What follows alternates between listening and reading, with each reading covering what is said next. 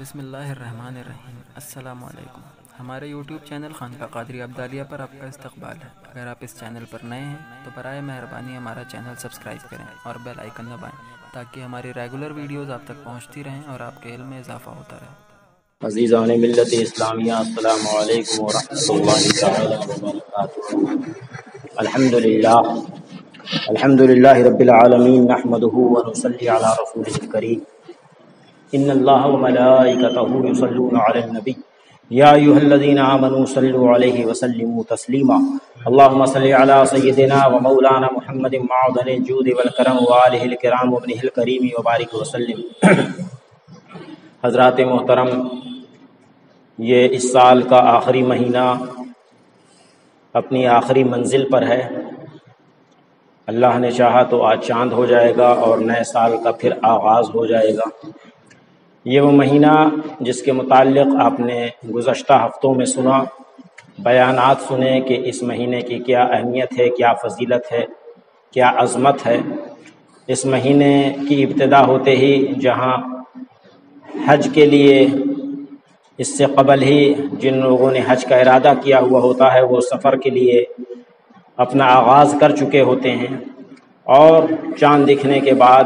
جن لوگوں کو قربانیاں پیش کرنی ہوتی ہے وہ اپنے قربانی کے جانوروں کے انتظامات میں لگ جایا کرتے ہیں۔ اسی مہینے میں جب قربانی اور حج کا وہ دن، وہ ایام گزر جاتے ہیں، تو گزشتہ ہفتے ہی عرض کرنا تھا لیکن وقت کی قلت دامنگیر تھی کہ آقا کریم صلی اللہ تعالی علیہ وسلم کے بعد جنہوں نے خلافت کی باغ ڈور سنبھالی، مسلمانوں کے رہنما، مسلمانوں کے خلیفہ حضرت عمر رضی اللہ تعالیٰ عنہ جو خلیفہ دوئم ہیں، اور حضرت عثمان غنی رضی اللہ تعالیٰ عنہ جو خلیفہ ثویم ہیں، ان دونوں حضرات کے واقعات آپ کی عقیدت و محبت آقا کریم صلی اللہ علیہ وسلم سے اور اسلام پر سختی سے عمل پیرا ہونا اور لوگوں کو بھی اسلام کی طرف سختی سے عمل پیرا ہونے کی دعوت دینا، یہ عظیم خاصہ رہا ہے آپ حضرات کا۔ آقا کریم صلی اللہ تعالی علیہ وسلم نے آپ حضرات کی شان میں بھی بے پناہ ارشادات فرمائے ہیں۔ بہت سارے ارشادات ایسے ہیں جس سے حضرت عمر فاروق، حضرت عثمان غنی کے مناقب اور ان کے فضائل عیاں ہوتے ہیں۔ عزیزان ملت اسلامیہ، آقا کریم صلی اللہ تعالی علیہ وسلم ایک مرتبہ احد کے پہاڑ پر تھے۔ وہاں حضرت ابوبکر صدیق، حضرت عمر فاروق اور حضرت عثمان غنی، یہ تین حضرات موجود تھے۔ آقا کریم صلی اللہ علیہ وسلم نے ارشاد فرمایا کہ میں یہ دیکھ رہا ہوں کہ ہمارے ساتھ ایک صدیق اور دو شہید موجود ہیں۔ عزیزان ملت اسلامیہ، آج جو لوگ آقا کریم صلی اللہ علیہ وسلم کی علم غیب پر انگشت نمائی کرتے ہیں، انہیں حدیث کی روشنی سے یہ معلوم ہونا چاہیے کہ آقا کریم صلی اللہ علیہ وسلم غیب داں آقا،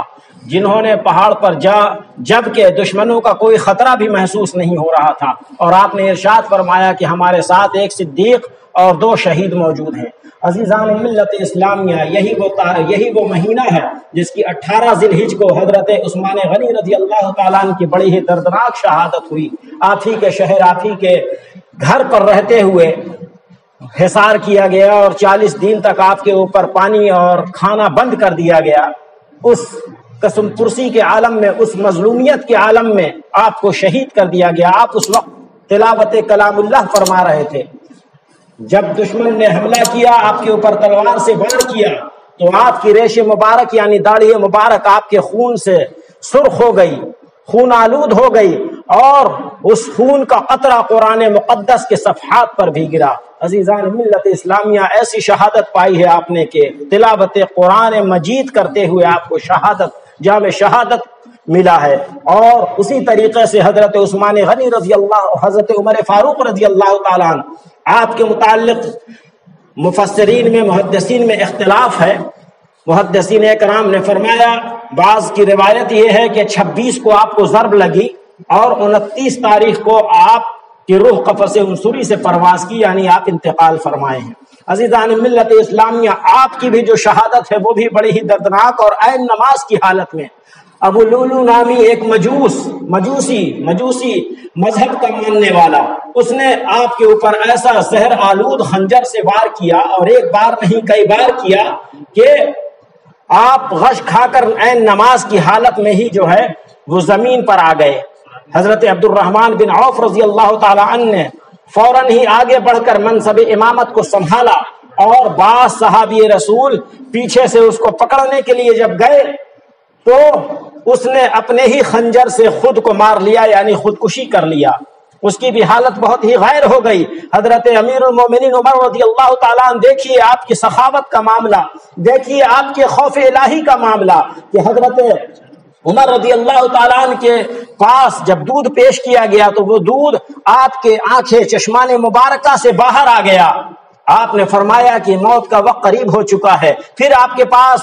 زعفران کا شربت لایا گیا، آپ نے فرمایا کہ اس کی مجھے حاجت نہیں ہے، مجھ سے زیادہ ہمارے اس دشمن کو حاجت ہے، ہمارے اس قاتل کو حاجت ہے، لہذا لے جاؤ اور اسے پلاؤ۔ یہ ہے آقا کریم صلی اللہ تعالی علیہ وسلم کے جانثاروں کی سخاوت اور ان کا جذبہ کہ وہ دشمن کے ساتھ بھی حسن اخلاق سے پیش آتے ہیں۔ حضرت عمر فاروق رضی اللہ تعالیٰ عنہ، اب جب آپ کا وقت بالکل آخری وقت ہے، آپ نے یہ محسوس کر لیا کہ اب ہماری زندگی کے ایام مکمل ہو چکے ہیں، تو آپ نے بیٹے حضرت عبداللہ کو بھیجا بی بی عائشہ صدیقہ رضی اللہ تعالیٰ عنہ کے پاس، اور کہا کہ جاؤ ان سے اجازت طلب کرنا کہ جس حجرہ مبارکہ میں ہمارے دو یار یعنی کہ آقا کریم صلی اللہ تعالی علیہ وسلم اور حضرت ابوبکر صدیق آرام فرما رہے ہیں، کیا وہ اجازت دیتی ہیں کہ مجھے بھی اس حجرے میں دائمی قیام مل جائے؟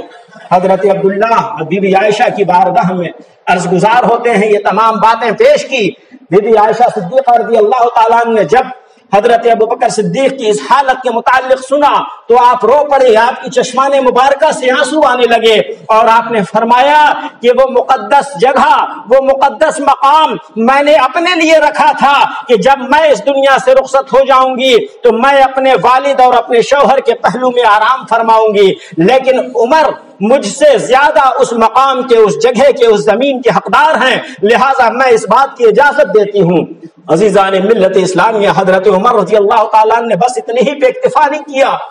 آپ یہاں سے بھی دیکھیں، ایک طرف آپ حضرت عمر کی سخاوت دیکھا، آپ نے ان کا جذبہ دیکھا، دوسری طرف حضرت بی بی عائشہ صدیقہ کی قربانیاں اور ان کی محبت آپس میں ایک دوسرے سے، آقا کریم کے غلاموں سے، آقا کریم کے چاہنے ماننے والوں سے کیسا آپ کا ان کے دل میں رسپیکٹ تھا، ادب تھا، احترام تھا، محبت تھی۔ یہ بھی دیکھیے، آج ایک بالشت کے لیے ہم لڑ پڑتے ہیں اور ایک دوسرے کی جان لینے کے قریب آ جاتے ہیں، لیکن دیکھیے وہ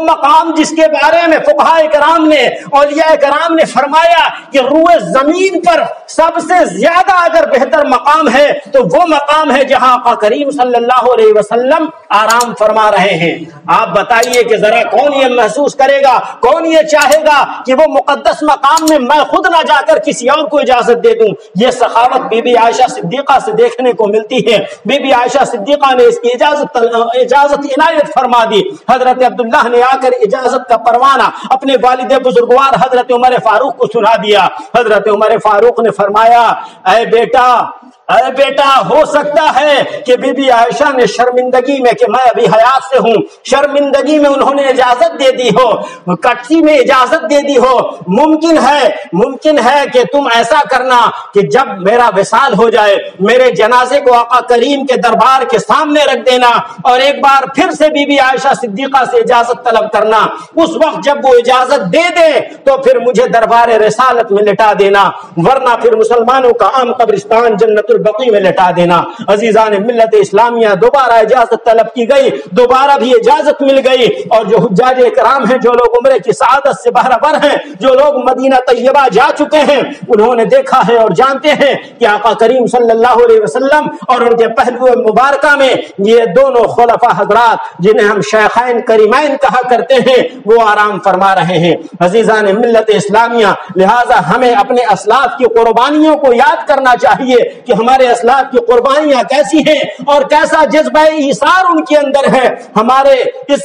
سال کی جو انتہا ہو رہی ہے، جو ختم ہو رہا ہے، وہ بھی قربانیوں اور شہادتوں سے ختم ہو رہا ہے، اور جس کا آغاز ہوتا ہے وہ بھی قربانیوں اور شہادتوں پر آغاز ہو رہا ہے. عزیزان ملت اسلامیہ، یہ قربانیاں، یہ شہادتیں ہمیں یہ بتاتی ہیں، یہ پیغام دیتی ہیں کہ ہمیں نفس کے لیے نہیں جینا ہے، ہمیں اپنی خواہشات کے لیے نہیں جینا ہے، ہمیں اپنے آپ کے لیے نہیں جینا ہے، بلکہ اللہ و رسول کے لیے جینا ہے. اللہ و رسول کی رضا جس میں شامل ہے، ہمیں اس میں راضی رہنا ہے، اور جس سے وہ ناراض ہیں، جس کی وہ اجازت نہیں دیتے، ہمیں اس سے اجتناب کرنا ہے، بچنا ہے. اللہ سے دعا ہے ہمیں اور آپ کو عمل کی توفیق عطا فرمائے. وآخر دعوانا الحمدللہ رب العالمین.